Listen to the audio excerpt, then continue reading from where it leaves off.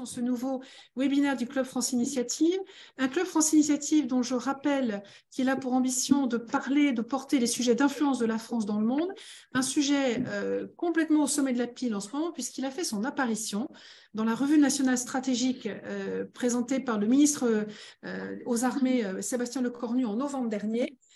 Et donc, cette influence sur laquelle nous travaillons ici, sous l'angle de en quoi nos communautés françaises peuvent être un atout, un appui sur ce travail d'influence qui n'est pas un gros mot, même si la commission d'enquête à l'Assemblée nationale qui vient de se terminer, à laquelle j'appartenais, sur les ingérences étrangères, a très bien démontré le fait qu'on peut parfois glisser d'influence à ingérence. Nous restons sur l'outil d'influence, sur l'influence, présenté comme un outil tout à fait voilà, même si le mot peut parfois faire un peu peur, qui n'est un outil pas dissimulé, un outil pas coercitif, qui permet de renforcer, qui se met d'ailleurs au service précisément du rayonnement de la France. Alors aujourd'hui, on va axer notre réflexion sur ce que les collectivités territoriales peuvent faire au service de l'influence française dans le monde. Moi, j'en ai rencontré beaucoup à Singapour. J'ai souvent rencontré des représentants de régions françaises et on voit bien que ces collectivités territoriales font un gros travail au service de cette influence française, soit dans le sens de nous projeter, soit dans le sens de l'attractivité de notre pays.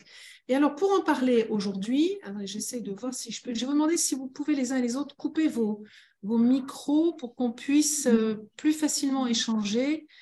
Voilà, j'y arrive pas. C'est pas grave. Donc, j'ai le plaisir d'accueillir aujourd'hui dans ce webinaire deux personnes qui travaillent vraiment au quotidien sur ce sujet-là. François de Coster, d'abord, que je remercie d'être ici, qui est maire de Saint-Omer, qui est vice-président de la région Hauts-de-France. Il est en charge, François de Coster, de la culture, du patrimoine, des langues régionales et des relations internationales. Et il préside le groupe Renew au sein du Comité européen des régions. J'ai le plaisir également à ses côtés d'accueillir Lionel Grotto, qui est à mes côtés physiquement, mais le petit souci technique de l'Assemblée ne me permet pas de vous le présenter juste là. Il est juste là à mes côtés. Il est directeur général de ce qui s'appelle Choose France Paris Region, je ne sais pas s'il faut le dire en anglais. Il travaille donc pour la région Île-de-France, il travaille au service de la projection de la région Île-de-France à l'étranger et au service de l'attractivité de la région Île-de-France pour des interlocuteurs étrangers. Donc, il est vraiment au cœur des problématiques de projection et d'attractivité. Et donc, aujourd'hui, le contexte du débat, nous nous situons aujourd'hui un peu plus de 100 ans après la création du premier réseau international des villes qui s'est créé à l'époque à l'initiative du maire de Gand lors de l'exposition universelle de 1913. Après la Seconde Guerre mondiale, les villes ont joué un rôle très actif dans cette reconstruction des liens au sein de l'espace européen, notamment avec les jumelages, mais ils sont un peu passés en désuétude aujourd'hui, ils restent très actifs, notamment dans le cadre de la reconstruction de l'Ukraine, puis sur différentes strates de collectivités qui se sont engagées au service de la coopération nord-sud dans un premier temps, avec des actions dites de coopération décentralisée. Et puis petit à petit, la mondialisation a accéléré tous ces processus et les collectivités territoriales, les communes, les intercommunalités, les départements, les régions ont développé différents niveaux d'action internationale, en particulier dans le domaine économique, et qui se sont emparés des enjeux de compétitivité, d'attractivité et de promotion internationale. Ce développement de partenariats internationaux, cette création de réseaux mondiaux traduisent donc des échanges dans de nombreux domaines. Ce n'est pas seulement économique, hein. On a aussi des échanges académiques, des échanges culturels, des échanges technologiques et puis évidemment des échanges liés à la transition écologique aujourd'hui. Donc, en faisant la promotion de leur offre économique, de leur offre pour des deux régions Hauts-de-France et Île-de-France qui nous accompagnent aujourd'hui, touristique bien évidemment, culturelle, leur cadre de vie, les savoir-faire locaux. Les collectivités sont donc des acteurs pleinement engagés au service de cette influence française à l'international et ils participent au changement de perception de notre pays. Donc, ils sont également à l'initiative de nombreux festivals, d'expositions, d'événements sportifs qui ont tout un rayonnement mondial. Et les collectivités, et là on a d'ailleurs les JO 2024 à Paris qui vont arriver, éléments majeurs. Et donc, leur agilité sur ces sujets-là est fondamentale et leur permettent une diversité d'actions qui sont complémentaires de celles de l'État central. Donc aujourd'hui, les questions que je vais vous poser à l'un et à l'autre, les voici, c'est quel diagnostic portez-vous sur cette influence française de manière générale, vue depuis votre angle à vous? Quel regard vous portez sur l'action internationale des collectivités territoriales, plus particulièrement de la vôtre, sur notre capacité de porter une influence française à l'étranger, de faire vibrer ce mot de France à l'étranger. Et dans le cadre d'une stratégie nationale d'influence, j'en ai parlé tout à l'heure, qui doit se développer, qui doit être renforcée, ça a été une commande donc, du ministère des Armées, de quelle façon les collectivités pourraient-elles être prises en compte? Et puis, une dernière question à laquelle je tiens beaucoup, quels seraient pour vous, dans votre champ d'intervention, des indicateurs objectifs qui permettent de mesurer cette influence des collectivités à l'international? Si vous pouviez nous citer un ou deux indicateurs, ce serait un atout précieux pour ce débat. François de Coster, François, je vous laisse la parole pour une dizaine de minutes de propos introductifs sur votre vision à vous en réponse à ces 4 questions. Merci beaucoup, chère Anne. Ravi de nous rencontrer de nouveau, même si c'est par le biais de la technique. On a eu l'occasion également de travailler ensemble il y a quelques années lorsque je dirigeais le cabinet de Jean-Baptiste Lemoyne au ministère de l'Europe et des Affaires étrangères. Je suis depuis en fait le renouvellement des élections régionales en charge aussi de l'international pour la région Hauts-de-France, comme ça a été rappelé. Et pour aborder un peu les sujets qu'Anne vient de présenter, je me suis interrogé, mais pourquoi une région comme la région Hauts-de-France développe-t-elle une stratégie internationale? Je n'étais pas en charge de l'international sous le mandat précédent, ça fait maintenant 13 ans que je suis au conseil régional, j'étais en charge de la culture, je suis toujours, mais après les élections, j'ai souhaité d'ailleurs m'occuper d'international également, parce que je souhaitais changer la politique de relations internationales de la région. D'abord parce que je considère que l'international soutient les politiques qui sont menées par la région. Et je quitte là, il y a quelques minutes, une délégation d'entreprises et de centres de recherche et de centres d'innovation venus du Québec qui viennent dans la région de France, qui est en train de devenir la vallée européenne de la batterie électrique. 4 gigafactories, la dernière ayant été annoncée par le président de la République il y a quelques jours à peine à Dunkerque. C'est plus de 10 000 emplois directs et 20 000 indirects dans les 5 prochaines années dans cette vallée qui rassemble Drouin, Dunkerque et Douai. Et c'est un motif de forte visibilité internationale, mais nous avons besoin aussi de partenaires internationaux pour pouvoir justement faire ces investissements internationaux. Nous sommes désormais la 8e région européenne en termes d'investissements internationaux, tous secteurs confondus, mais la 2e si l'on considère les investissements dans le domaine industriel. Et nous avons besoin donc de ces investissements-là pour accélérer la transformation de la région.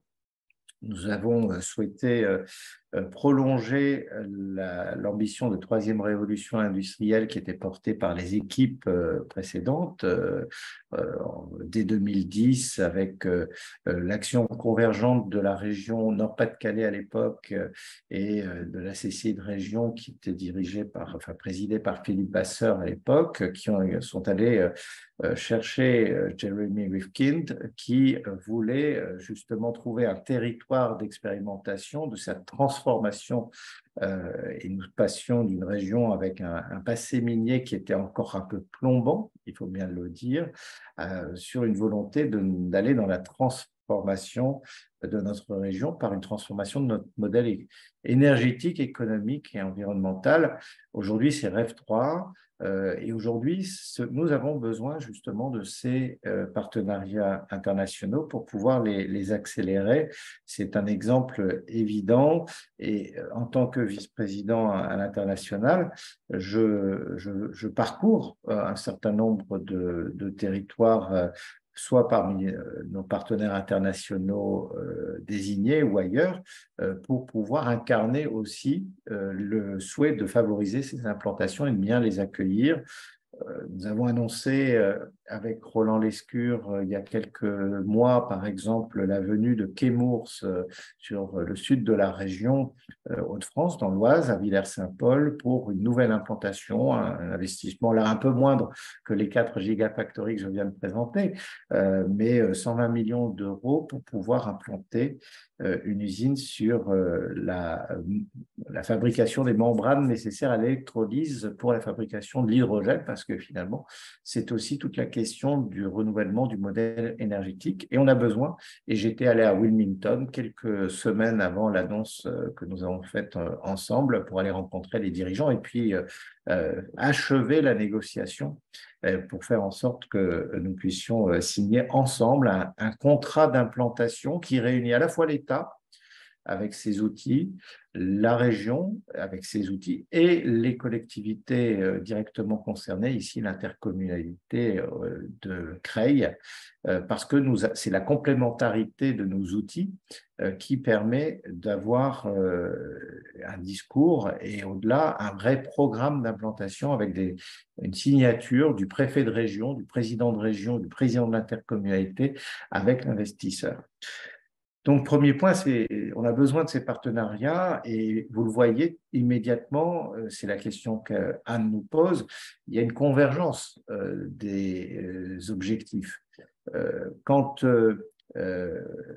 nous avons les outils de l'État qui vont chercher à favoriser les implantations internationales, les investissements internationaux, il faut qu'on puisse, parce que ces implantations se font dans des territoires, que les territoires soient directement des partenaires. Et il y a eu énormément de progrès réalisés ces dernières années, parce que ce sont des véritables collectifs. On a travaillé sur les Team France Export, on a travaillé pour faire en sorte d'avoir des convergences et de la fluidité dans nos positionnements et nos différentes annonces. Mais en même temps, c'est la deuxième raison pour laquelle nous avons besoin d'avoir une stratégie internationale. Et là, je vais quitter, pour donner des illustrations, le champ de l'économie. Mais on a besoin aussi de l'international pour pouvoir accompagner le développement de nos acteurs régionaux. Et je prends un exemple dans la culture. Le fait d'être en capacité d'aller diffuser à l'international fait partie du parcours de la professionnalisation des acteurs de la culture. C'est la raison pour laquelle j'ai développé des accords de coopération culturelle avec un certain nombre de nos voisins immédiats, avec la Flandre il y a déjà 4 ou 5 ans, avec la Wallonie, Bruxelles plus récemment, et dans 15 jours, je serai à Düsseldorf pour voir mon homologue de la Rhénanie du Nord-Westphalie. C'est un land de 18 millions d'habitants, c'est à peu près la taille des Pays-Bas, et nous allons avoir un accord de coopération avec des appels à projets communs, avec des financements communs, conjoints, et ça participe en même temps de l'influence française, puisque c'est cette projection de la culture par les acteurs culturels de la région de France, c'est bien sûr la culture française. Mais ceci dit, comme Anne l'a rappelé, il y a eu une période où l'international était un peu pour les collectivités locales limité au champ de la coopération décentralisée. Et je crois que ce que nous vivons ces dernières années, et ça s'est accéléré encore avec les états généraux de la diplomatie, c'est qu'il y a une vraie prise en considération de la contribution des collectivités locales aux enjeux de l'influence. Et d'ailleurs, des sujets qui auraient pu être perçus comme des sujets de coopération décentralisée il y a quelques années, nous les avons transformés pour qu'ils soient désormais des objets de partenariat équilibré. Nous avons par exemple un programme Énergie pour l'Afrique qui, dans sa construction même, impose une coopération entre acteurs de l'énergie implantée dans la région de France, que ce soit des entrepreneurs ou des centres de recherche ou des laboratoires, avec un partenaire africain, et nous travaillons de manière équilibrée, et c'est un consortium qui répond aux appels à projets lancés par la région Hauts-de-France. Donc, quelque part, si nos objectifs premiers ne sont pas ceux d'une contribution au renforcement de l'influence française, il s'agit bien de pouvoir contribuer au déploiement de nos politiques, au renforcement de nos acteurs régionaux. Néanmoins, nous sommes, par nos politiques, des vecteurs de l'influence française. Et nous partageons d'ailleurs un certain nombre d'outils communs avec l'État. J'ai cité tout le travail mené par la Team France Export, c'est tout le travail avec Business France.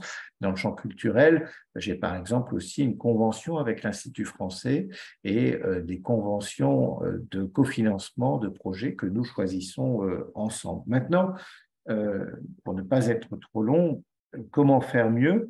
Je pense que beaucoup des objectifs ont été dits par le président de la République lorsqu'il a conclu les États généraux de la diplomatie française. Il faut réorganiser notre capacité d'influence parce que, a-t-il dit, l'influence ne se joue pas uniquement dans les lieux de pouvoir, en particulier dans les lieux du pouvoir central. Il nous a invités à descendre plus profondément dans l'intimité des pays et de ce qui s'y joue et peut-être mieux nous organiser collectivement. Et je crois qu'il y a un travail devant nous dans les mois qui viennent. Il a parlé de révolution organisationnelle et quand Catherine Colonna a mentionné que ces 4 transformations issues du rapport des États généraux de la diplomatie, l'une de ces 4 transformations, c'est bien de rapprocher la diplomatie française et notamment en travaillant davantage au ministère de l'Europe et des Affaires étrangères avec les autres acteurs de l'action extérieure que sont par exemple les collectivités territoriales. Je pense qu'il faut qu'on réinterroge l'ambition qu'on donne à la délégation à l'action extérieure des collectivités territoriales. On a des très bonnes équipes, on a un bon ambassadeur avec Jean-Paul Guillaumet qui est allé voir l'ensemble des régions françaises à sa prise de poste. Mais est-ce que l'ambition portée par le président de la République et la ministre peut être portée par la DECT seule? Je ne le crois pas. Je crois qu'il y a un travail à faire pour sensibiliser les directions politiques et géographiques du ministère de l'Europe et des Affaires étrangères sur le fait qu'elles aussi doivent être en lien direct avec les collectivités territoriales. Région de France, que je représentais au comité consultatif des États généraux de la diplomatie française, a fait un certain nombre de propositions, ne serait-ce aussi que d'avoir une représentation de collectivités sur un certain nombre de réunions d'instruction des futurs ambassadeurs, non pas pour peut-être l'ensemble, mais en tout cas, par exemple pour la région de France, j'ai défini une stratégie internationale qui s'appuie sur une politique de voisinage. Cela m'amène à être en relation privilégiée avec un nombre limité de nos postes et systématiquement d'être en liaison avec François Alabrune, par exemple aux Pays-Bas, où je me rends dans quelques semaines avec l'Orchestre national de Lille que je préside. Et ce sera l'occasion aussi d'avoir une vraie réflexion sur la feuille de route que nous préparons avec l'ambassade des Pays-Bas à Paris en parallèle. Mais c'est aussi un nouveau rôle sur des conseillers diplomatiques auprès des préfets. Je pense que cet outil qui a été pensé il y a quelques années, il faut peut-être le repenser. La mobilité entre nos équipes, les États généraux de la diplomatie, c'était beaucoup des questions aussi de ressources humaines. On fait de la mobilité pour nos diplomates, mais est-ce qu'on peut envisager aussi de la mobilité entre les agents de nos collectivités qui travaillent sur les relations internationales et inversement avoir des diplomates qui peuvent venir dans nos collectivités pour créer des liens, créer de la méthode. Ce sont aussi des pistes aussi sur cette révolution organisationnelle qu'a souhaité le président de la République. Et puis, j'allais dire, il y a une culture de la coopération avec les collectivités territoriales. Il faudra que, à la fois, les ambassadeurs connaissent davantage les collectivités. On le fait notamment avec ces déplacements en marge de la conférence des ambassadeurs. J'avais proposé, quand j'étais au Quai d'Orsay à François Delattre, d'ouvrir un peu plus la conférence des ambassadeurs. Vous savez, il y a à la fois des des réunions avec direct ambassadeurs et entreprises. Il n'y a pas le pendant territorial. Bon, malheureusement, le Covid ne nous a pas permis de le faire. Et inversement, je pense que les vice-présidents relations internationales des régions doivent être plus associés finalement à la vie du ministère. Je pense que le résultat des fusions de régions, cela fait qu'on peut se réunir à peu de monde autour de la ministre, autour de son directeur de cabinet, autour des directeurs, mais à intervalles réguliers pour pouvoir aussi contribuer à porter un petit peu les réflexions que grâce à Anne, on peut porter ensemble ce matin. Merci beaucoup, François. Je retiens plusieurs points très intéressants, notamment le dernier. En vous entendant, je me disais on pourrait parler d'un Erasmus mondial au niveau des ambassadeurs et des agents des collectivités territoriales. Je vais passer maintenant la parole à Lionel Breton, qui puisse également donc nous répondre à ces questions. Quel bilan vous faites de cette influence à travers votre activité pour la région Île-de-France, à la fois pour la projection en dehors de la région à l'étranger, en dehors de France, et l'attractivité du territoire, les deux pendant, et puis les leviers peut-être pour aller plus loin, comme François vient faire d'un certain nombre de propositions. Et puis, n'oubliez pas, François, ma dernière question sur les indicateurs de l'influence des collectivités à l'international. Lionel, c'est à vous. Je vous laisse mettre votre son, j'enlève le mien. Ah, je laisse le mien. Très bien. Oui, laissez le vôtre, je vais le faire avec votre machine.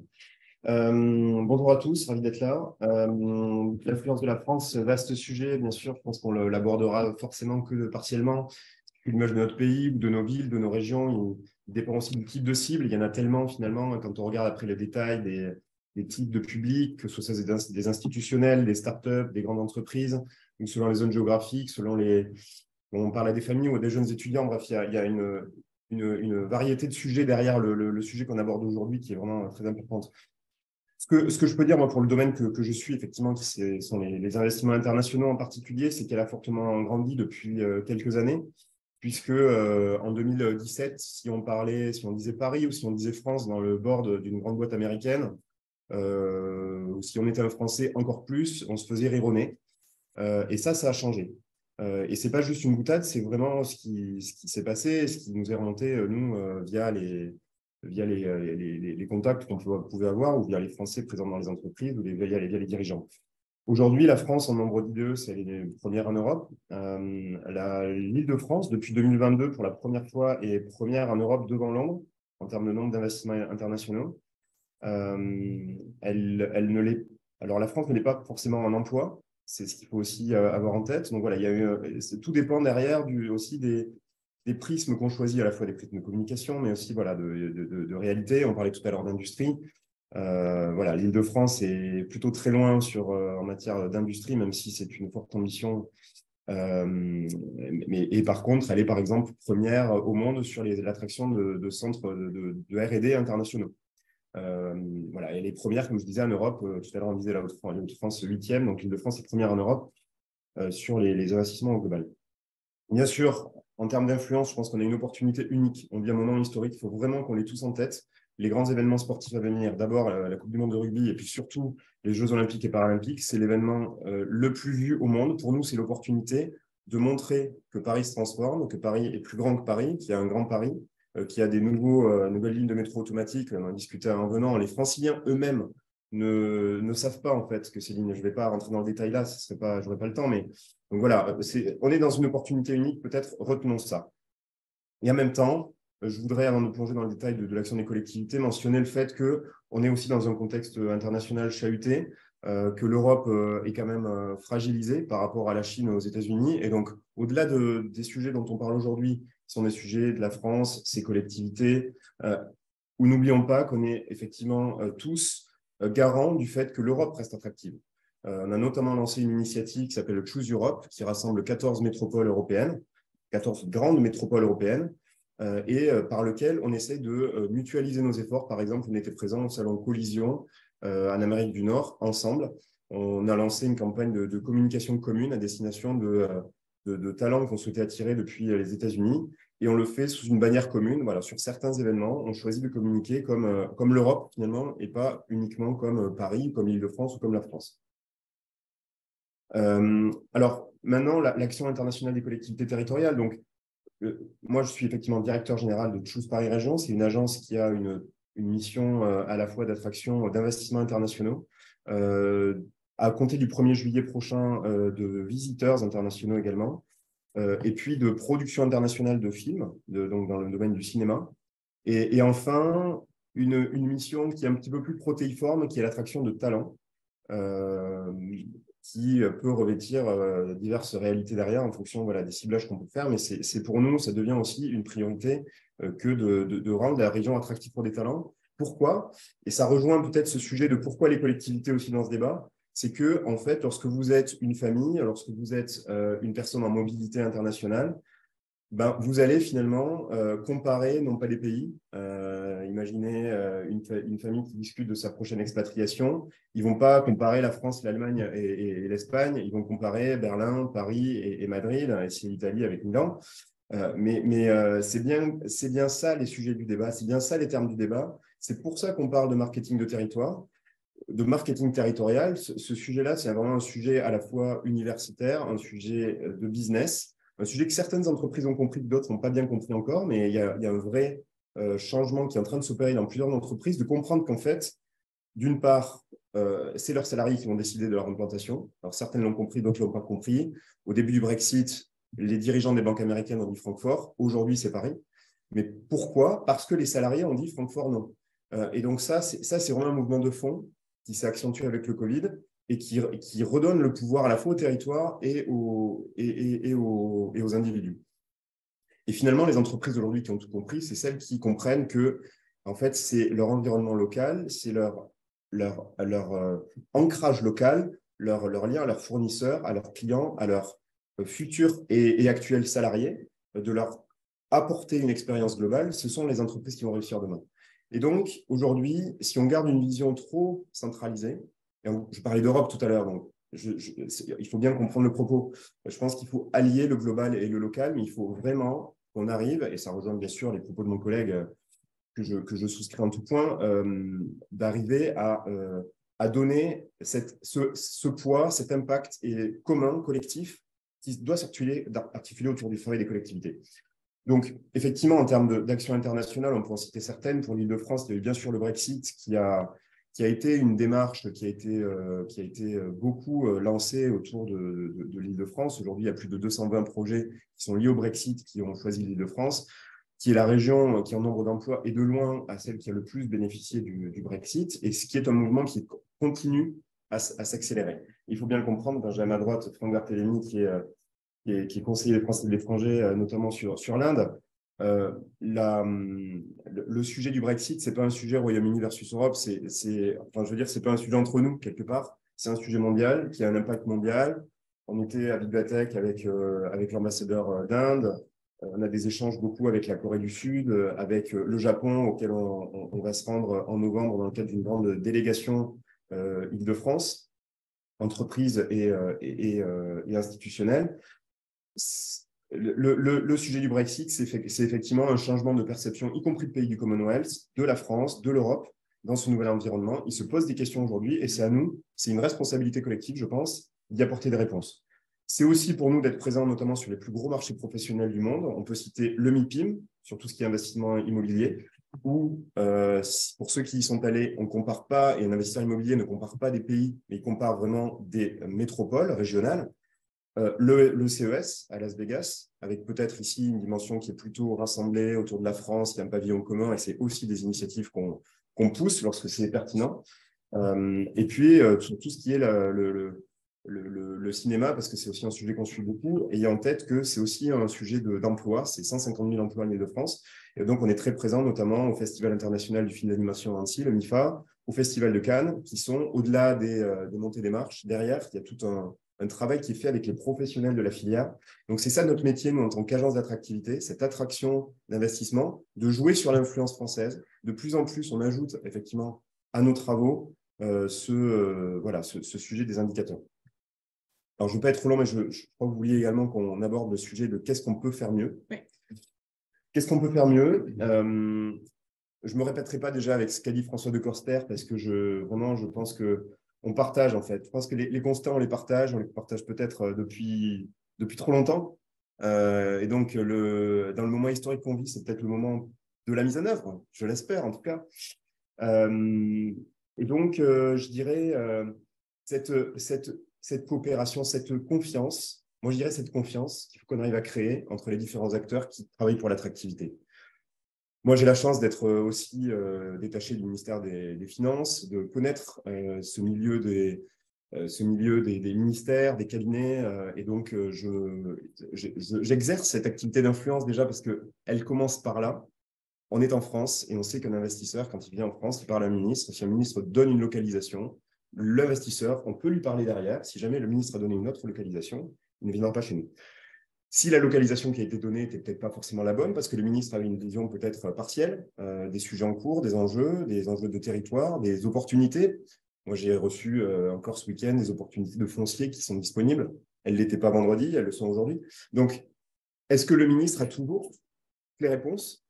Peut-être pas forcément. Donc, comment est-ce qu'on arrive à créer une offre pertinente, une offre qui soit une offre la meilleure, en créant une véritable équipe? J'ai souvent poussé l'idée d'organiser des séminaires qui ne sont pas des séminaires de communication, mais des séminaires de travail. Tout à l'heure, François Lecoster mentionnait les VP, effectivement, attractivité ou internationale des régions. Et je pense qu'on pourrait élargir ça aux agences. North France Invest en Hauts-de-France, chez nous, c'est effectivement le Choose Paris Région. Il y en a d'autres ailleurs. Il y a tout un tas de développeurs économiques comme ça, qui sont des acteurs qui participent en fait à un degré intime avec l'attractivité de notre pays. Les maires en sont aussi une composante à un niveau bien sûr plus infra, mais on est une équipe et parfois on ne le ressent pas tout à fait comme ça. On ressent vraiment ce poids descendant de notre pays, de ses siècles d'histoire, de son organisation administrative. Vous êtes dedans ou vous n'êtes pas dedans, vous êtes de tel caste ou vous n'êtes pas de tel caste. Et je pense que ça, il faut qu'on arrive à se faire confiance pour comprendre qu'en fait, il y a simplement des professionnels qui sont sur le terrain et qui sont en capacité de faire avancer les choses. Je pense que ça passe par des choses très concrètes qui peuvent être aussi du partage de data. Certains on bénéficie d'un certain nombre de data sur plein de choses, sur les arrivées en France, sur des données URSSAF, sur des données. On devrait être en capacité. Il y avait d'ailleurs une mission du Sénat sur l'information économique territoriale très intéressante qui a eu lieu et dont je suis curieux de connaître les débouchés. On doit être en capacité de se partager en confiance de la data stratégique pour penser ensemble une stratégie. On a parfois l'impression qu'il y a d'une part France 2030, par ailleurs des plans de développement territoriaux, qu'il y a d'une part des investissements stratégiques et par ailleurs des collectivités qui ont des projets. Donc, comment est-ce qu'on arrive à ce que tout ça, ça soit une unité? Nous, dans le domaine de l'attractivité, on est effectivement en interaction avec Business France. On a parfois le sentiment que la gouvernance entre l'État et les régions est insuffisante et que parfois, cette relation Business France-agence, on nous demande finalement de pallier ce manque parce qu'il manque d'autres cercles. Et donc, je comprends tout à fait les propos tout à l'heure qui ont été tenus de dire qu'il faudrait les cercles où la ministre puisse rencontrer les présidents de région, les VP. C'est absolument indispensable et ça doit se décliner ensuite à un niveau opérationnel. Voilà, je ne serai pas beaucoup plus long là-dessus. J'ai quelques points aussi sur les indicateurs, mais je rentre pour l'instant le micro. Alors, merci beaucoup. Alors, à vous écouter, je voulais aussi partager avec vous le point suivant. Je sors d'une session, de la session nationale de l'IHEDN. J'étais dans la majeure défense et sécurité économique. Et nous avons été répartis en comités. L'un des comités devait réfléchir à la notion d'influence de la France dans le monde. Et dans les conclusions de leurs travaux, je vais citer juste 3 points qu'ils ont mis en avant. Je vais vous interroger sur ces 3 points. Le premier, c'est ils trouvent que parfois, le niveau des interlocuteurs que la France envoie projeter, avec pour la mission de projeter la France à l'international ou d'avoir un travail d'attractivité, ne sont pas forcément au niveau requis. Il y a parfois un manque de niveau. Alors, c'est un jugement un peu difficile, un peu délicat que je vous demande, mais que ce soit vous, à l'intérieur de vos régions, est-ce que vous avez les compétences, vous avez l'impression d'avoir les compétences, et quand vous avez pour interlocuteur, même si j'ai compris que parfois il y a un travail en silo qui est l'État, est-ce que là, vous avez l'impression que les interlocuteurs pourraient avoir peut-être un niveau de compétence ou d'appétence un peu différent? Ça, c'est la première remarque qui a été faite par ce comité. La deuxième remarque, c'était de développer beaucoup plus en France, dans différentes structures, l'art de la négociation. Ils trouvent que la France, son est moins bien équipé pour négocier, pour finalement vendre, à la fois négocier et faire le marketing de ce que nous sommes auprès de nos interlocuteurs. Il trouve qu'il y a peut-être un travail à faire pour monter en compétence dans l'art de la négociation. Et le troisième point peut paraître tout à fait anecdotique. Dans la perspective de la Coupe du monde de rugby, des JO olympiques et paralympiques, l'une des troisième grandes propositions était que la France gagne l'Eurovision. Alors, ça paraît anecdotique, mais je pense que c'est quand on voit le poids de certains événements dont vous avez parlé, l'Eurovision, on a eu Roland-Garros récemment, la Coupe du monde du rugby bientôt, les Jeux olympiques, je sais que sur le sport, le Tour de France, la France, en matière de sport, mise sur tous les sports sans en pousser un en particulier, mais au bout du compte, on n'a pas beaucoup de médailles comme d'autres pays pourraient en avoir. Donc, ma question, c'est dans vos domaines de compétences, de votre point de vue, région de France d'un côté, Île-de-France de l'autre, est-ce que ces 3 points vous paraissent pertinents ou pas? Et puis, j'en reviendrai aussi à la fin, ma question sur les indicateurs. Et n'hésitez pas, vous qui êtes présents dans le webinaire, à poser vos questions, à signaler que vous pouvez poser une question, levez la main et on vous passera bien volontiers la parole après. François. Alors, il y avait plusieurs choses sur lesquelles je voulais rebondir après les propos de Lionel. Sur la question du Brexit, parce que c'est un exemple, je pense, de là où un peu de coordination sur les stratégies internationales de l'État et des collectivités locales nous permettrait de ne pas perdre trop de temps, ou peut-être, parce que c'est un regret, nous aurait permis d'en perdre moins dans le passé. On est entre nous, donc je fais une confidence. Et Anne, en tant que parlementaire, le sait beaucoup mieux que moi, mais évidemment, le Brexit a été la tentation, un moment pour le pays, pour la France, de faire payer un peu la note du Brexit à nos voisins britanniques en disant bah, écoutez, vous avez voulu nous quitter, on va en prendre acte. Et il y avait une hésitation d'ailleurs. Est-ce que c'est raisonnable? Parce que de toute manière, c'est quand même un grand partenaire sur des sujets de dimension globale. Bon, on est en train, heureusement, de revenir à une relation plus cordiale et plus utile, probablement. Moi, en tant que vice-président en charge de l'international, j'ai tout de suite dit, moi, je ne peux pas changer de voisin. Il y a 35 km entre Calais et Douvres. Il y a encore 3 nageurs qui viennent de franchir le Pas-de-Calais la semaine dernière pour la solidarité envers l'Ukraine. Hein, ce n'est pas des migrants. Il y a des liens forts et ils existeront toujours. Et donc, quelquefois, il peut y avoir aussi un intérêt de la part de l'État à maintenir une relation au niveau des collectivités territoriales et à nous accompagner.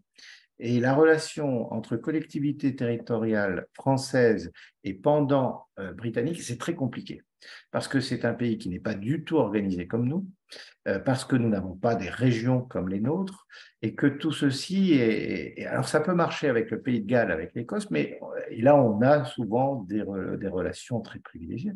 Mais avec l'Angleterre, c'est beaucoup plus compliqué. Donc, c'est un très bon exemple. Et puis, je rejoins le fait sur le Commonwealth. La semaine dernière, on a reçu aussi une grande délégation d'entrepreneurs indiens. Évidemment, il y a une relocalisation sur la France d'un certain nombre de relations qui étaient d'abord privilégiées avec les îles britanniques et qui le sont évidemment pas du tout aujourd'hui. C'est aussi comme cela que la région de France est montée dans le classement des investissements internationaux parce que c'est un certain nombre d'investissements qui auraient dû se faire au Royaume-Uni, mais qui ont choisi d'être à l'intérieur du marché intérieur et ne pas éviter la tracasserie douanière que nécessairement suppose le Brexit. Sur les 3 questions d'Anne, sur la question du niveau, et je la rejoins avec l'art de la négociation, je ne vais pas commenter parce que je ne veux pas être… mais je suis d'accord qu'il y a un aspect de formation qui n'existe pas. Quand je suis devenu vice-président en charge de la culture en 2016, les acteurs de la culture m'ont dit écoutez, vous êtes bien gentil avec votre ambition sur la culture. Grosso modo, la région de France est le premier budget culture de toutes les régions de France.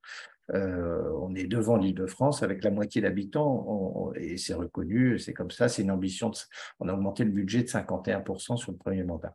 Et les acteurs nous ont dit, c'est bien tout ça, mais vous êtes très mauvais aussi en matière de compréhension de ce que c'est le fonctionnement de la culture. Il vous faut vous former. Et on s'est formé.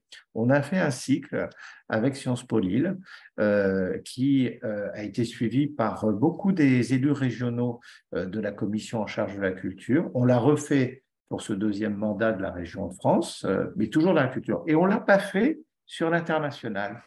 Et je pense qu'il y aurait quelque chose à créer avec le ministère de l'Europe et des Affaires étrangères. En plus, on a une conseillère diplomatique auprès du préfet. Elle pourrait coordonner ça avec à la fois les outils du ministère de l'Europe et des Affaires étrangères, parce qu'il a ses propres outils de formation interne et externe, mais à l'adresse des collectivités, que ce soit les élus ou les agents. Et tout à l'heure, quand j'évoquais la question de la mobilité, j'étais un peu sur ce sujet-là aussi, du niveau au-delà de la négociation. Sur l'Eurovision, je suis pleinement d'accord. Moi, je ne comprends pas comment on fait le choix du candidat ou de la candidate qui représente la France. Voilà. Bon, je ne commente pas, mais j'interroge. Voilà. Effectivement, il y a quand même d'autres pays qui sont quand même beaucoup plus malins que nous pour le faire. Et ce n'est pas possible d'aller de catastrophe en catastrophe. Heureusement qu'il y a l'Eurovision jeune. Là, pour le coup, on brille. Je réponds aux indicateurs. Oui, volontiers. En fait, Anne, on en a déjà cité tous les deux, il y en avait moi un, et qui est bien connu, c'est le classement de nos régions dans le classement des régions accueillant des investissements internationaux. Et ça, je peux dire que nos présidents de région, ils regardent ce classement avec fort intérêt. Hein. Et donc, ça, c'est le fait que Île-de-France soit première et Hauts-de-France pas très loin, huitième, tout secteur confondu, et deuxième sur les investissements dans le domaine de l'industrie, ça reflète aussi tout ce que le président de la République essaye de faire depuis 2017. Hein. C'est clairement une attractivité retrouvée et qui se reflète là, et qu'en tant que collectivité, on partage totalement.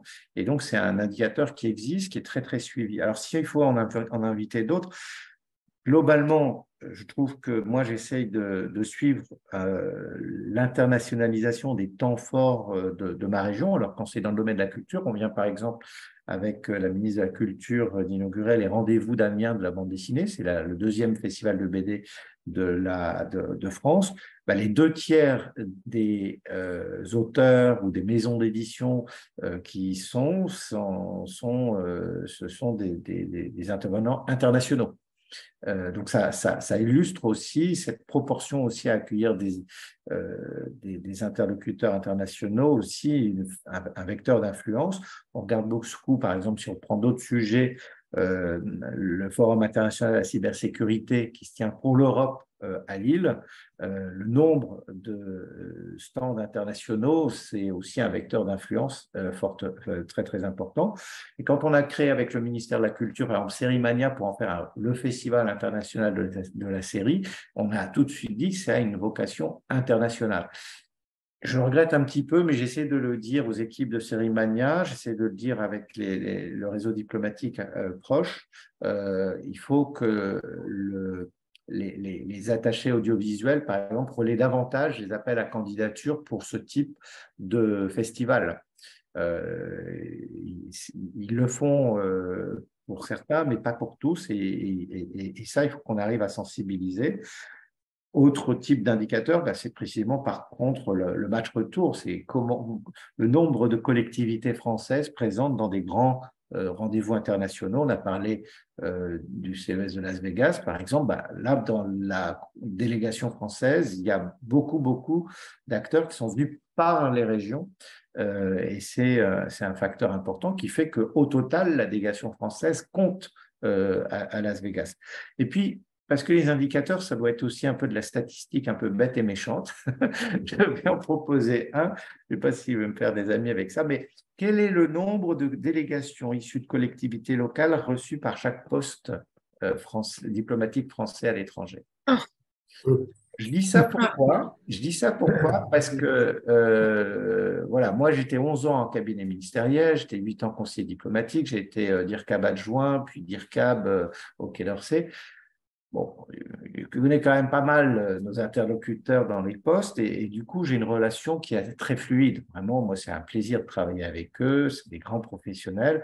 Et donc, souvent, je constate, moi, je provoque, c'est-à-dire, j'appelle Philippe Etienne et il me dit, ben, passe des dîners, on se fait à quelle que soit l'heure de la nuit, on se fait le point.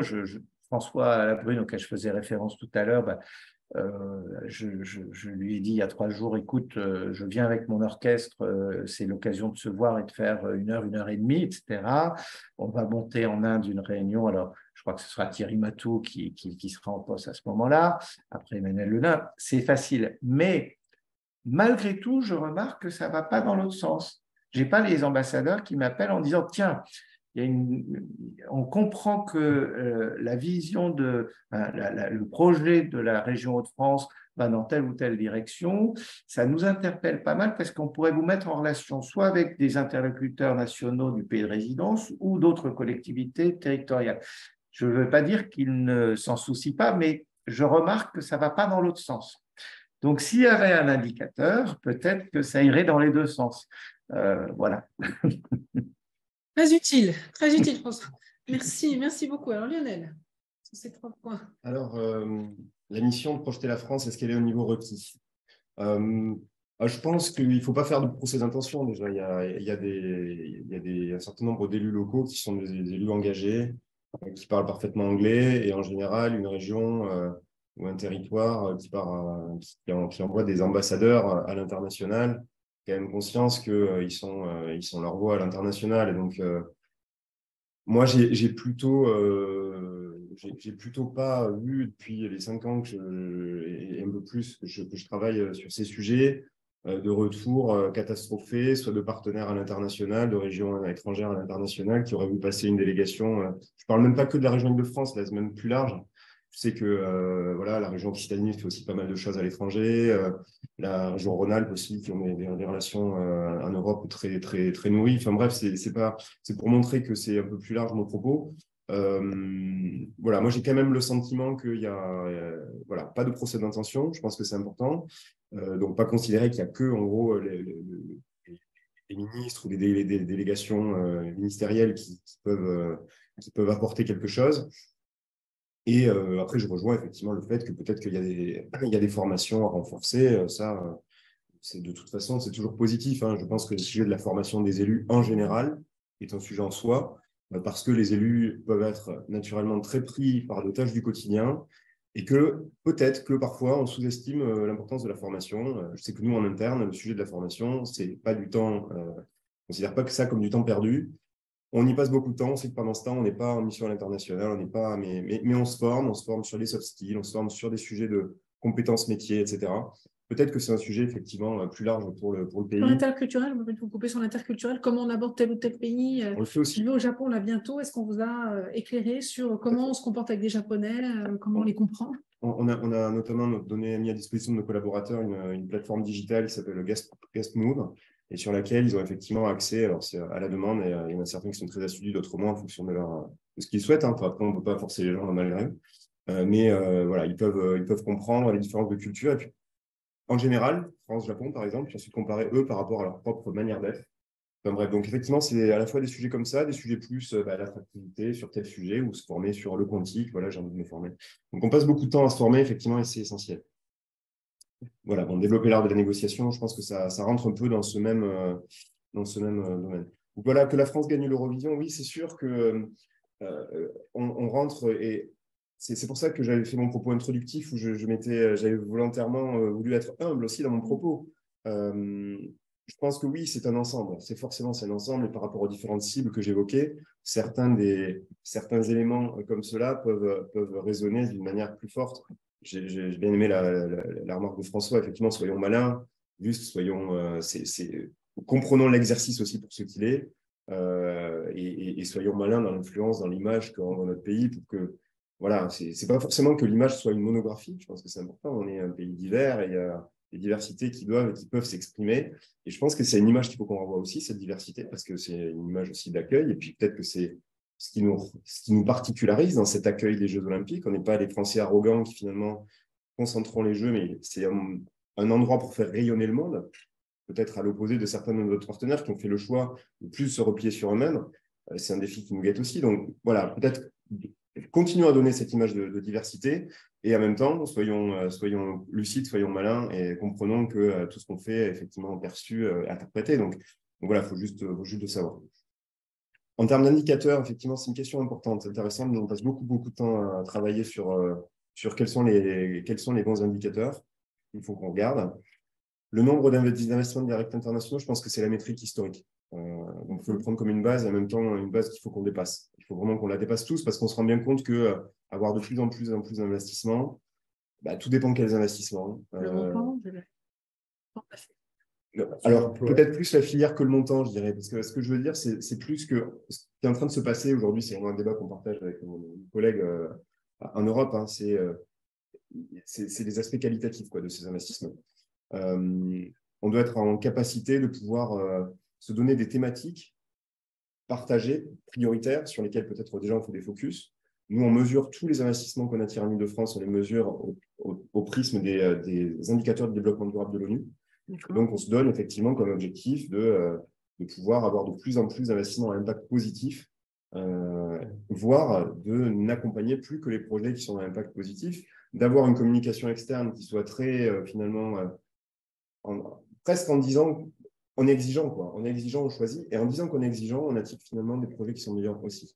C'est-à-dire qu'on a ce qu'on mérite quelque part. Et si jamais on est tout venant, et ce qu'on a été obligé de faire en 2017, voir d'où on partait. Donc, on était obligé de dire il nous faut de la quantité parce qu'en fait, on partait où personne ne voulait nous regarder. Maintenant qu'on a, et la France, c'est global, hein, c'est pas un discours pour Paris, la France a regagné cette crédibilité. Utilisons ça pour porter maintenant un discours très fort autour de l'impact, autour du développement durable et autour du fait qu'on veut choisir. Et parce qu'on le dira, je pense qu'on aura plus de projets, de bons projets qui aujourd'hui sont mobiles. Et ce sont ces bons projets en fait qu'on veut attirer. Voilà. Il y a un certain nombre de... donc voilà, je pense qu'il y a ces résultats, donc via les investissements directs étrangers. Il y a aussi un certain nombre de classements. Par exemple, il y a des classements qui sont qu'on suit parce que c'est des classements qui sont très influents. Par exemple, le classement, à un moment donné, pendant le Brexit, il y avait le classement de Be Wide sur le Brexit Tracker. Il y a le Financial Times qui publie tous les ans les classements sur les régions du futur. Il y a un classement sur l'immobilier aussi qui est fait par PwC avec le Urban Land Institute, avec les Emerging Trends in Real Estate. On sait, nous, que c'est les classements qui sont les plus suivis. Et donc, on s'inscrit dedans, on est en contact avec ceux qui les font pour pouvoir leur passer de la data aussi et permettre de monter dans les classements. Il faut savoir que peut-être que l'Île-de-France, je ne devrais peut-être pas dire ça, mais on ne serait peut-être pas premier aujourd'hui si on n'avait pas un travail depuis longtemps pour faire remonter aussi notre propre méthodologie des projets, pour faire remonter nos listings, les informations dont on dispose. C'est un travail important qui n'est pas vu, mais qui est essentiel en fait, qui est complètement essentiel, notamment Startup Genome aussi, dans lequel on est fortement remonté dans les classements. Voilà, moi, j'ai des équipes chez moi, c'est parmi leurs tâches, parce qu'on n'est pas non plus des armées mexicaines, mais parmi leurs tâches, c'est de faire de l'influence vers ces classements internationaux d'influence. Après, on a des classements qui sont peut-être aujourd'hui moins influents, mais qui pour nous incarnent l'avenir et sur lesquels on mise, parce qu'on se dit que si jamais on augmente dans ce classement, on va dans la direction qui est la bonne. Donc là, pareil, il y a tout un travail à mener. Je ne vais pas rentrer dans tous les détails, mais voilà. Et en termes de moyens, je dirais que ça, c'était les résultats, finalement. Comment est-ce qu'on mesure? Ça peut être intéressant aussi d'avoir une métrique agrégée des moyens mis en place par les collectivités sur les sujets dont on parle, d'influence et d'attractivité. Il y a le nombre et la qualité des partenariats, accords de coopération qui sont noués. Ce serait intéressant d'avoir cette vision globalisée, je pense. La participation à des réseaux internationaux, ça peut être... je mentionnais tout à l'heure notre initiative Choose Europe. Je sais que Paris La Défense là, s'engage dans une initiative lancée par le réseau Bicorp à l'international qui rassemble déjà Rio, Barcelone et d'autres. La maire de Paris, qui est depuis longtemps membre du C40, ça a eu, malgré tout ce qu'on peut dire, un impact sur la vision aujourd'hui de Paris comme une capitale verte. Je sais que les Parisiens et les Franciliens parfois sont critiques, mais faut voir. Enfin, mon propos, c'est pas un propos national, c'est de dire comment c'est perçu à l'international, et ça, c'est quelque chose qu'on peut vraiment percevoir. Et puis, il y a un certain nombre d'organismes comme l'organisation régionale des agences d'attractivité, Eurada, Ciné-Régio, qui sont des instances qui influent auprès de Bruxelles sur des sujets de fond, des sujets d'attractivité qui sont peu connus, peu reconnus et qui ont beaucoup de connaissances, de compétences et qu'il faut qu'on mesurer aussi l'engagement de la France dans ces instances pour qu'on on compte finalement. Je ne reviendrai pas de ce qui a été dit sur la participation aux événements internationaux, ça me paraît également une bonne idée. Et puis, les moyens mis dans les structures dédiées à l'attractivité, je donnerai juste un chiffre. Chez Choose Paris Région, nous avons plus d'employés que toutes les structures régionales italiennes réunies. Et en 2021, l'Italie, c'est 207 projets d'investissement. C'est la moitié de l'Île-de-France pour la même année. Donc, je ne veux pas faire un parallèle trop rapide, mais on voit bien que dans la catégorie des moyens, il y a quand même l'argent à la fin. Donc, c'est vrai qu'on se bat tous les ans pour nos budgets. Les collectivités voient leurs moyens diminuer. Il y a des sujets de financement des collectivités aussi derrière. C'est des sujets qu'on n'aborde pas aujourd'hui. Juste un chiffre, la région Île-de-France, c'est 5 milliards d'euros de budget. Toutes les régions en France, c'est à peu près 47 milliards d'euros. Le plus grand land allemand, ou même un grand land allemand, plutôt autour de 70 milliards d'euros, juste pour un land. Ce n'est pas les mêmes compétences et les mêmes dépenses, mais ça me paraît quand même intéressant à souligner auprès de vous tous qui avez potentiellement une influence sur ces sujets. Merci beaucoup, c'est très éclairant. On arrive bientôt au terme de ce webinaire. Est-ce que parmi vous, certains d'entre vous auraient des questions? Je note ce que vous avez, n'hésitez pas à lever la main. Je note ce que vous avez dit, Lionel, sur les données. Ça fait plusieurs fois que vous parlez du sujet. Les données, donc je comprends dans ce que vous dites, que les données existent, mais que chacun les garde pour soi, qu'elles sont peu partagées, avec tous les enjeux aussi de protection des données. Donc, je ne sais pas, est-ce qu'il y a des freins qui font que vous ne pouvez pas partager les données, ou est-ce que c'est juste une question d'organisation et de volonté de les partager? Et François, est-ce que dans les Hauts-de-France, on a également ce souci de la donnée, parce que vous en collectez des données? Moi, je dirais que c'est d'abord une volonté. En fait, c'est toujours pareil. D'abord une stratégie, une vision collective. Une fois qu'il y a ça, ensuite, on va se poser les détails techniques, on va se poser les questions juridiques, on va se dire qu'est-ce qui est difficile. Mais pour moi, le stade où on en est aujourd'hui, c'est qu'effectivement, il y a des stratégies qui ne sont pas pensées en commun. Et à partir de data, qui sont des data qui sont pas mises au pot collectif. Peut-être que les collectivités ont aussi un rôle, mais il faut aussi donner un cadre. Moi, j'observe qu'il y a aujourd'hui très peu de gouvernance État-région sur les sujets économiques. Moi, je l'observe, c'est un constat de terrain, vraiment, je le partage. J'ai des équipes chez moi, pour certains qui sont là depuis 20-30 ans. Ils me partagent comment les relations entre les régions et l'État, ils en sont surpris. Alors maintenant, ça fait 5-7 ans, on s'y habitue, mais au départ, ils me disaient, voilà, ils me partageaient, mais cette relation s'est dégradée. Cette relation s'est dégradée et je pense qu'on est on a tous envie que la France gagne. On a tous envie que la France gagne, on a tous envie de faire partie d'une équipe de France qui gagne. Mais pour que cette équipe de France gagne, elle doit effectivement s'en donner les moyens et de comprendre que c'est un collectif qui va travailler ensemble pour y arriver. François, la dégradation, il y a Franck aussi une question. La dégradation de la relation État-région? Je pense qu'il y a plusieurs niveaux. Il y a parfois le niveau un peu politique qui nécessite aussi d'affirmer des différences. Et puis, dans tous les exemples que j'ai cités, je trouve qu'on est très convergent sur les objectifs. Donc, quand on fait une annonce sur l'implantation de Prologium à Dunkerque, c'est bon pour la France, c'est beau pour les Hauts-de-France, c'est même bon pour l'Europe. Donc, je pense qu'on converge. On va peut-être. Il y aura 3 petits points que je voudrais ajouter tout à l'heure, peut-être dans une conclusion, mais je crois qu'il y a des observations. Alors, Franck, oui. Juste quelques observations. Vous parliez. Donc, Franck Barthélemy est conseiller des Français élus en Inde. Voilà. Depuis 2014. Et depuis 2014, en Inde, je n'ai pas vu beaucoup de régions. Et c'est sans doute, ça s'explique sans doute pas par le fait que vous ne veniez pas, mais par le fait que vous n'associez pas souvent les communautés françaises et particulièrement les élus. Et je trouve que c'est dommage. Et on a le même problème au niveau national avec nos visites de ministres, par exemple. Mais en tout cas, pour les régions, je trouve que c'est dommage puisque tous les Français viennent d'une région. Peut-être beaucoup viennent de Paris et de la région parisienne. Et je crois qu'on serait des relais assez intéressants pour parler de vos événements, de vos grands événements. Une chose que je note dans ce que disait François aussi, c'est l'association culture relations internationales. Dans ce club, on a déjà eu une discussion sur la culture comme influenceur assez majeur en fait des relations entre les pays. Je crois que c'est vraiment essentiel. On parle peu de nos événements culturels nationaux à l'étranger et je crois que c'est vraiment dommage. Et là encore, il pourrait y avoir des relais naturels qui sont les communautés françaises, leurs élus et ce que je venais de dire sur l'association des communautés avec des régions. Un club dont je n'ai pas entendu parler ni par l'un ni par l'autre, c'est les CCE. Et je trouve que alors peut-être c'est un oubli ou alors je ne sais pas si c'est dommage, mais vos réflexions me font penser aussi aux réflexions qu'on a au sein des conseillers du commerce extérieur, où on se plaint toujours qu'on ne chasse pas en troupe. Et j'ai l'impression que vous dites tous les deux la même chose en ce qui concerne l'association des collectivités locales quand il faut qu'elles aillent dans des pays étrangers ou qu'elles échangent des informations.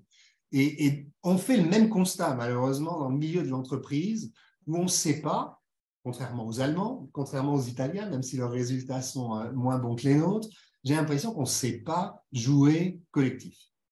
Et on le voit beaucoup quand on est CCE, parce que vous parliez de Business France, les CCE sont toujours considérés comme des concurrents de Business France et donc on ne travaille pas ensemble.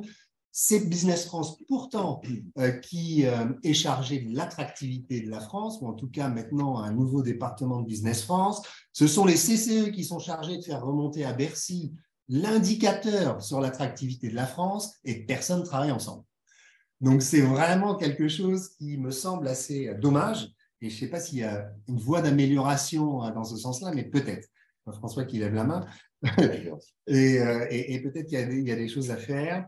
Et mon dernier point, évidemment, sur le niveau des interlocuteurs alors, que j'ai rencontrés, hein, je ne veux pas généraliser, mais en tout cas, ceux qui sont venus à Bangalore, je ne sais pas si je vais faire plaisir aux deux représentants régionaux, mais ils ne sont pas de très bon niveau quand même. Hein.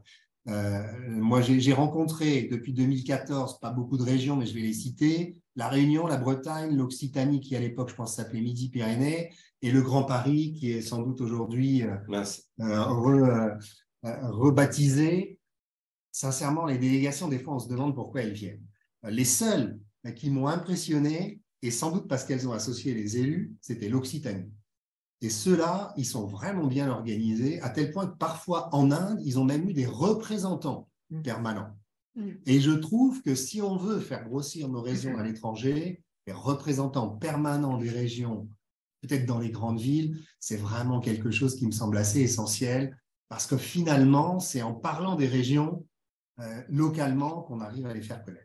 Alors, pour rebondir là-dessus, en effet, moi j'ai rencontré dans certains pays des représentants de région, mais j'ai constaté que parfois ce représentant était le fait un peu du hasard, ça qu'en gros une région a trouvé une personne qui se trouvait originaire de la région, qui était dans ce pays à ce moment-là, et du coup s'est retrouvé en charge de la représentation de cette région, mais que ce n'était pas forcément une démarche de la région de trouver à tout prix ou d'envoyer à tout prix un représentant. Donc il y a effectivement un travail à faire. Alors Lionel peut-être, et puis François après sur les points que vous venez d'évoquer. Oui, alors on a eu peu de temps pour s'exprimer, donc forcément on va un peu aux caricatures parfois, mais je voudrais quand même rassurer Franck Barthélémy sur le fait qu'il y a quand même un vrai travail collectif qui est engagé. Les CCEF, nous sommes membres de Choose Paris Région, on travaille beaucoup avec eux, on a notamment un club sur la santé sur lequel on travaille, sur comment utiliser justement les CCEF, leur expérience. Certains sont des ex-Sanofi ou des ex-Servier, ils ont connu des expansions internationales. Ils nous aident à designer notre offre, on travaille avec eux. On essaie de travailler plus aussi avec ceux qui sont présents sur site. Moi, j'étais moi-même en poste au Mexique, en ambassade, donc je vois bien cette communauté-là, on travaille avec eux et donc je voulais vous rassurer sur ce point-là. Je voudrais vous citer peut-être un chiffre aussi, parce que j'aime bien faire ça, sur les représentants des régions dans les grandes villes, puisque vous mentionniez ce point. La Catalogne, ils ont 40 points de présence à l'international. Ils ont 40, en fait, ce qu'ils appellent des ambassades. Alors, on est en Catalogne, hein, donc bien sûr, chaque chose est... Voilà, moi, ce que je voudrais partager, c'est que lorsque je suis arrivé en poste et que j'ai discuté avec Business France de notre propre présence à l'international, puisqu'on a 2 postes, nous, à l'international, aux États-Unis et en Chine, on m'a expliqué, mais pourquoi j'y étais, puisqu'il y avait déjà Business France sur place. Donc, c'est vrai qu'il n'y a pas la même culture, et je citais la Catalogne, mais la Bavière, ils ont 28 représentations à l'étranger. Il n'y a pas la même culture du rôle des collectivités. Moi, je me souviens que certains de mes collègues des ministères me disaient, mais pourquoi est-ce que les élus vont à l'international? Pourquoi les régions ont-elles une action internationale? Enfin, je veux dire, ce sujet dont on parle aujourd'hui, comme s'il était évident, on sait tous qu'il ne l'est pas dans notre pays, qu'il ne l'est pas. Et donc, moi, c'est ça que ça m'inspire, effectivement. Alors, je regrette aussi des représentants du Grand Paris, et nous sommes nombreux, donc je ne veux pas savoir de qui il s'agissait, parce que l'Île-de-France est particularité de sa complexité. Donc, un de nos gros enjeux à nous, c'est aussi de faire en sorte qu'on anime un comité de territoire qui associe à peu près 70 partenaires pour justement se coordonner sur l'international, faire en sorte que lorsque un acteur part à l'étranger, on le sache, que les actions de promotion, de prospection soient connues. Donc voilà, je pense que ça, c'est quelque chose sur lequel il faut qu'on continue de travailler. En tout cas, bon, je voulais quand même partager qu'il y a eu tout ce travail sur la Team France Invest, sur lequel il y a une volonté de Business France de faire mieux, même si je pense que ça reste perfectible au niveau du dessus par rapport au ministère, au cabinet, cette création de cette équipe attractivité qui, pour moi, n'est pas encore là. Mais je suis en partiel désaccord avec François sur ce point. Du coup, Business France, qu'en est-il de vos relations l'année à l'autre avec Atout France? Moi, j'ai rencontré le responsable Atout France en Australie. J'ai trouvé qu'il faisait un travail assez exceptionnel, mais il est tout seul, il a zéro moyen. Je précise qu'il a absolument zéro moyen. Il lève des fonds par ces événements qui lui permettent de vivre et d'assurer ses actions de promotion de la France sur le secteur tourisme, parce que c'est Atout France. Rapidement, François, vos relations, je vous laisse rebondir aussi sur ce que vous voulez ajouter en complément d'informations et sur Atout France. Sur Atout France, nous, on est plutôt sur nos clientèles touristiques, hein, qui sont des clientèles de proximité. Donc, on est bien en lien avec les bureaux Atout France, plutôt sur le Benelux, sur l'Allemagne, sur les îles britanniques. On est plutôt là-dessus. Je rencontre les bureaux quand je vais un peu plus loin. On a un partenariat historique avec le Maryland et un autre avec le Québec. Et là, la dimension tourisme, elle est évidente sur l'international. Et mon rôle d'ailleurs, c'est d'essayer de faire comprendre ou sentir l'ensemble de mes collègues de l'exécutif que l'international, c'est une partie totalement naturelle de leur délégation. Alors moi, je suis là un peu pour faire de l'animation, etc. Alors, j'essaye de faire en sorte que l'international est très développé sur mon champ culturel. Ça me fait un bon exemple. Mais pour moi, c'est un prolongement de l'ensemble des interventions et des politiques qui sont conduites par une collectivité. Ça doit être naturel. Et là-dessus, je voulais répondre sur le fait que CCE, ils sont complètement dans Haute-France Internationale. On a créé ça il y a un mois. Ça rassemble, parce qu'on a eu aussi tendance à opposer parfois la fonction Invest et Export dans nos organisations. Nous, on a essayé de nous rassembler avec Nord France Invest, la CCI Haute-France, le conseil régional. Et les CCE sont avec nous, les OSCI sont avec nous, et pour vraiment être sur ce collectif. Et par contre, Franck, d'abord, je suis content, je ne te vois pas, mais je t'ai entendu, donc je suis content de te retrouver. Bonjour. Bonjour. Et ce serait bien que quand j'essaierai de venir en Inde avec ce que je mentionnais tout à l'heure, il faudrait que je passe par Bangalore. Ça me fera très plaisir d'y retourner. Ce n'est pas une promesse parce qu'on va voir comment ça s'arrange, mais c'est vrai qu'on a sans doute, Anne, à créer un réflexe FDE région parce qu'il n'existe pas. Il n'existe pas. Ça, je suis tout à fait d'accord. Moi, et d'ailleurs, ça peut aller dans les deux sens parce que je suis à la recherche, en fait, de deux choses. De créer des communautés régionales dans un certain nombre de pays. Par exemple, il y a des régions qui le font. Hein, les Bretons à Montréal, ils se connaissent bien, etc. Mais ça ne marche pas pour toutes les régions. Ça ne marche pas pour toutes les régions. Et donc ça, il y a quelque chose à créer. Et deuxièmement, je m'inspire beaucoup de ce qui est fait par le Maryland, qui s'appuie sur chaque partenariat à l'international sur deux bénévoles. Un qui habite dans le Maryland et un qui habite dans le territoire partenaire.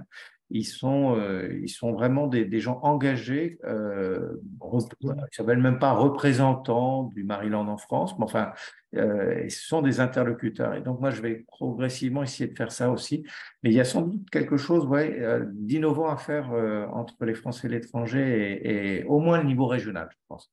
Alors, François, en tout cas, je peux dire que sur Singapour, que je connais bien, il y a depuis très longtemps, par exemple, une association des ch'tis de Singapour. Ben, je ne les connais pas. Je les connais pas. Voilà. Voilà. Donc, Il faut qu'on voilà. se Et j'ai contacte. remarqué, il y a Ouais. on a effectivement souvent donc, les Savoyards, les Ch'tis, les Bretons, évidemment, les Alsaciens, les Auvergnats, qui sont les grandes communautés, plus ensuite, bon, quelque chose qui n'est pas avec les régions, qui sont les anciens des grandes écoles. Mais voilà, les associations. Donc, Lionel, un dernier mot, peut-être qu'on va conclure. Oui, ce que je peux dire, c'est Business France et Tout France, du fait de ce que j'ai dit, que les régions ont quand même largement perdu leur. Avec certaines en avaient, mais ont de moins en moins de présence à l'international. Alors, il y a quelques-unes qui rouvrent des bureaux, notamment au Québec. Je sais que certaines sont en train d'en ouvrir. Mais ce qui fait que Business France et Tout France sont nos yeux, nos oreilles, parfois nos mains sur des opérations à l'international. Donc, effectivement, nous, que ce soit sur la partie tourisme, que effectivement l'agence intègre une mission qu'elle intègre à partir du 1er juillet prochain, que ce soit sur la partie d'investissement, on travaille beaucoup avec eux pour toutes les opérations qu'on peut être amenées dans les pays et sur des opérations en lien avec le tourisme, avec Atout France notamment. Écoutez, il me reste à vous remercier l'un et l'autre. C'était vraiment très riche. Merci beaucoup d'avoir pris le temps de développer ces points que je trouvais extrêmement intéressants sur comment aller plus loin. J'entends, là, ce qu'on vient de dire à la fin me semble vraiment très, très important de pouvoir avoir des représentants ou un contact avec une communauté qui représente votre région. Alors, par exemple, pour la région Île-de-France, beaucoup de gens se disent de Paris, et je pense que peu sont comme moi la 6e génération de Parisiens. Ça. Moi, je suis toulousain et je fais la promo de. J'étais au Stade de France samedi soir. On fait tous partie de la. Exactement. Donc, en tout cas, c'est intéressant. Je pense que nous, avec nos élus des Français de l'étranger, pouvoir peut-être les mobiliser en disant si vous avez une communauté régionale, quel contact, faites-le savoir à la région en question, qui sera forcément intéressée avant de mettre en place des vrais bureaux et qu'on ait autant de représentants que la Catalogne ou l'Allemagne. Un point important, la notion des données à partager. Les indicateurs, merci beaucoup pour les pistes que vous avez dressées sur des indicateurs. Ça, je pense que c'est vraiment un élément très important qui nous manque beaucoup pour mesurer véritablement cette influence française. On manque vraiment d'un véritable baromètre pour la mesurer et la suivre dans le temps. Parce qu'on sait qu'on déploie avec les consignes qu'a donné le président de la République sur avoir cette révolution organisationnelle, il va bien falloir la suivre. C'est-elle mise en place ou pas? Et je sais le président de la République très impatient et très soucieux de pouvoir mesurer ce qu'il demande qu'on lance derrière lui et que parfois il trouve qu'il n'est pas suffisamment répondant aux injonctions, aux directions qu'il a pu donner. Donc, si on peut y contribuer, ça serait pas mal du service. Voilà, écoutez, merci infiniment à l'un et à l'autre. Merci beaucoup, Anne. Merci à tous. Une très belle note de synthèse sur ces échanges fabuleux. Vraiment, les collectivités territoriales, moi, franchement, j'ai découvert le sujet à travers le mandat que j'ai porté et je ne mesurais pas, comme simple citoyenne résidant à l'étranger, le poids que pouvaient avoir des communautés régionales ou des collectivités territoriales sur les relations que la France peut développer à l'international. Donc, je l'ai découvert à mon mandat pour le renforcer aujourd'hui. Merci infiniment. Je ne manquerai pas de faire passer vos travaux à ce comité IHEDN qui a réfléchi à l'influence de la France. Merci encore à l'un et à l'autre et au plaisir de vous retrouver dans un prochain webinaire. À tous, n'hésitez pas à nous contacter, à poser vos questions. Ce webinaire sera en accès libre sur le site du Club France Initiative d'ici quelques jours ou au maximum quelques semaines. Merci à tous et rendez-vous le mois